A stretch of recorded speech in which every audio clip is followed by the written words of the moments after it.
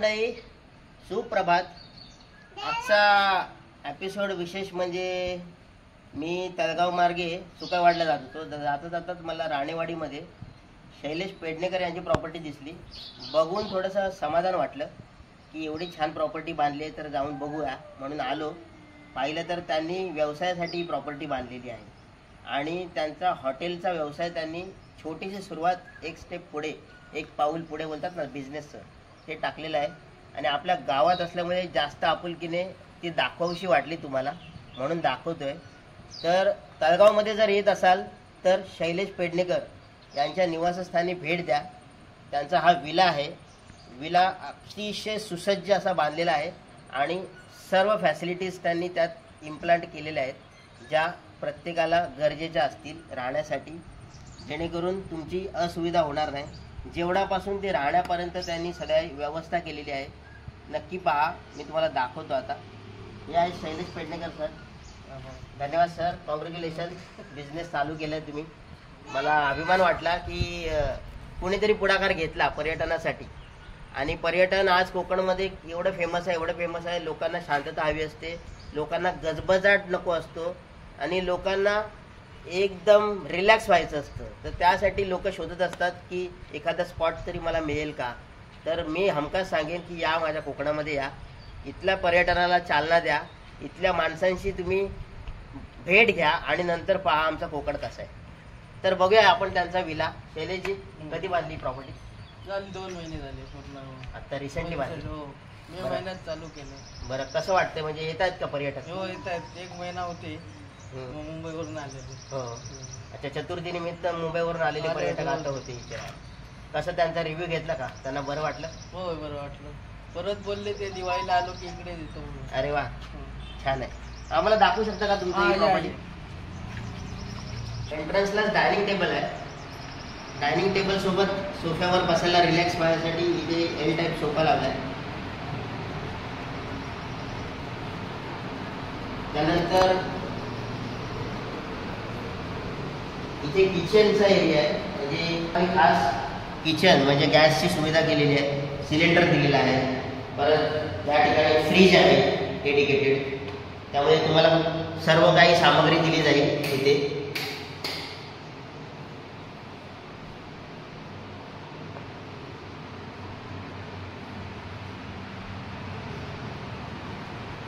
Cloth वॉशिंगसाठी washing machine आहे. Automated आहे, म्हणजे तुम्हाला फक्त त्यात मशीनमध्ये कपडे टाकायचे, बाकी सगळं ती मशीनच करेल. इथे वॉश बेसिन आहे. इथे एक इंग्लिश टॉयलेट आहे.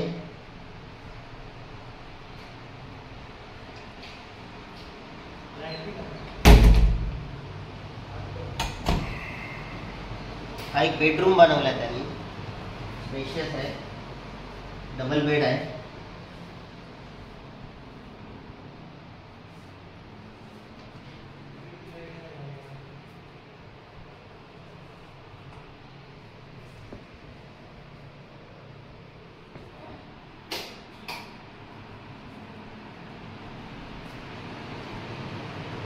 हॉलमध्ये टीव्ही लावला LED, जेणेकरून तुम्ही न्यूज, तुमचे आवडते कार्यक्रम पाहू शकता.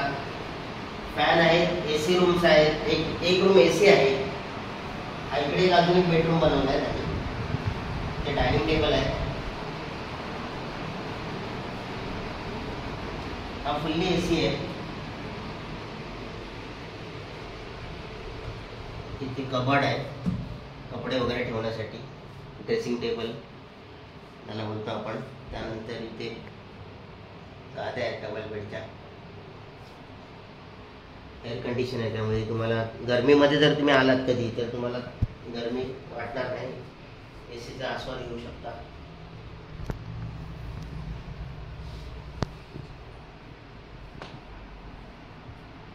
छान. आणि इथे एक वॉशरूम आहे.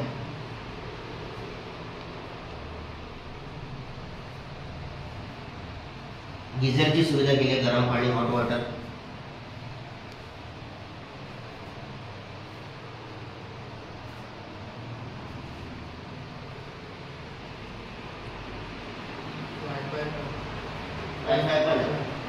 त्याचबरोबर सध्याच्या आत्ताच्या परिस्थितीत इंटरनेटची सुविधा असणं खूप गरजेचं आहे. त्यासाठी त्यांनी स्पेशल वायफायची सुविधा केलेली आहे, जेणेकरून तुम्हाला वायफाय सुविधा 24/7 मिळेल आणि तुम्ही कनेक्टेड राहा जगाशी ही माध्यम.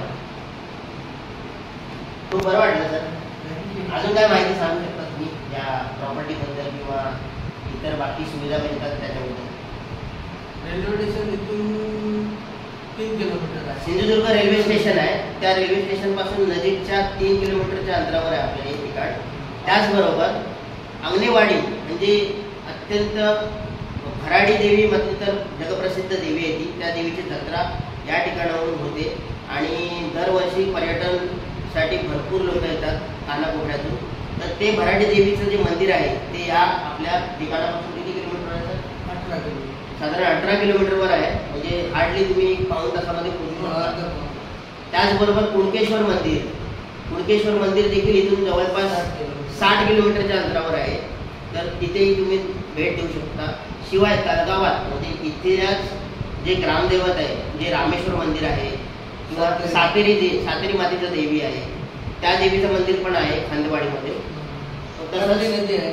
कर्ली नदी आहे जी मुख्य स्रोत आहे, जलस्रोत तळगाव आणि इतर गावांना जे पाणी पुरवते ती नदी आहे कर्ली नदी.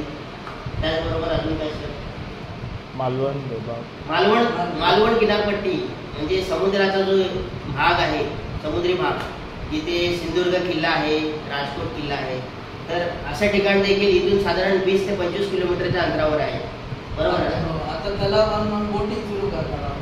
अच्छा. आणि आता त्यांचा इथून पुढचा जे काम आहे म्हणजे ते इथे तलाव बांधायचं त्यांना आणि बोटिंग स्टार्ट करायचे.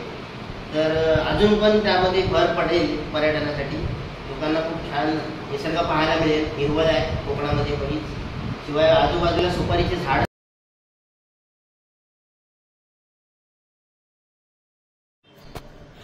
त्याचबरोबर या इथे शैलेश पेडणेकरांनी आजूबाजूला संपूर्ण सुपारीची झाडे लावलेली आहेत आणि त्यांची जोपासना सध्या करतायत. ही झाडं खूप छोटी आहेत, रोपं लहान आहेत, पण जेव्हा ती मोठी होतील तेव्हा प्रचंड हिरवळ इथे दिसेल तुम्हाला. एक साधारण 1 वर्षाचा कालावधी जाऊ देत, मग बघा ही कशी झाडी हिरवीगार अशी फुललेली असेल.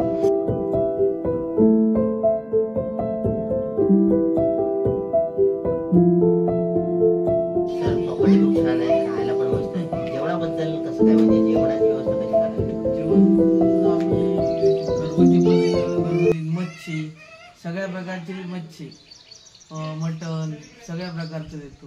किंवा फॅमिली कोण आली असली तर किचन आहे उपलब्ध, तिथेही बनवू शकते. अच्छा. सिलेंडर शेगडी वगैरे. आपल्याला जेवण पाहिजे असेल तर फिशचे आयटम मिळतील, चिकन मिळेल, मटन मिळेल. त्याचबरोबर व्हेजिटेरियन म्हणजे तुम्हाला शाकाहारी, शुद्ध शाकाहारी जेवण मिळेल. मोदक वगैरे मिळतील, पुरणपोळी मिळेल, डाळ भात मिळेल. बरोबर ना? ठीक आहे. खूप छान व्यवस्था आहे, आवडलं मला सर.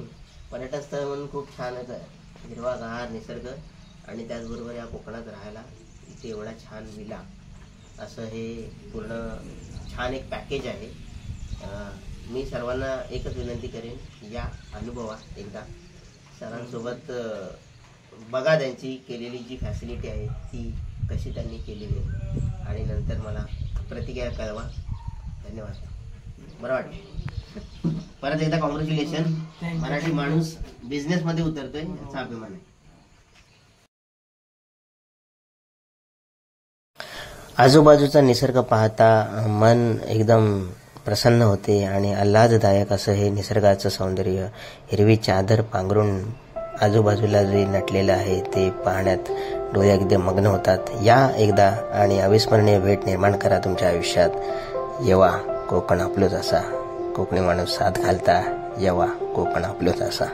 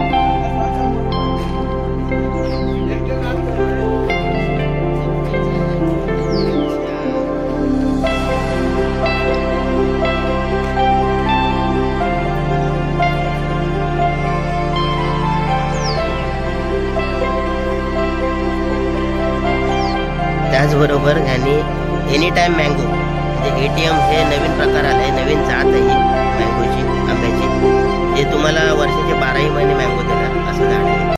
तर ते देखील इथे प्लांटेशन केलं आहे. नवीन आहे म्हणून मला आवडलं म्हणून दाखवते.